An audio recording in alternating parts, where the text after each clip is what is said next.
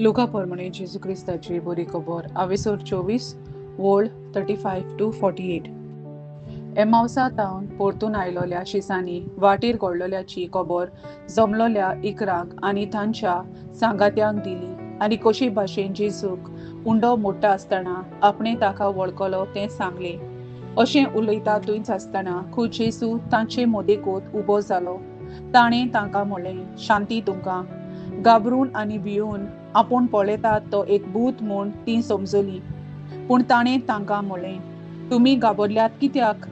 आनी असले दुबाव तुमच्या मनांत उप्रासतात ते कित्याक? म्हजे हात पांय पळयात, तर हांवूच तो. सांसपून पळयात, म्हाका मांस आनी हाडां आसात म्हूण तुमी देखतात, तशें भुताक आसनात. अशें उलोवन ताणें आपले हात आनी पांय तांकां दाखयले. खुशालकायेन बरोवन तीं अजून दुबावतालीं आनी इतलीं तटाकलोलीं देखून ताणें विचारलें, तुमचे कडेन हांगा कितें तरी खावंक आसा?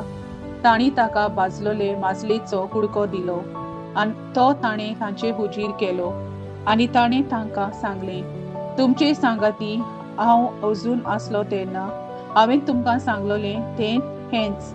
मोइसेसाची समूर्त प्रवादी आनी स्तोत्रां हातूंत म्हजे विशीं जें बरयल्लें आसा तें सगळें देवाचे कुशे प्रमाणें संपादन येवचें आसलें.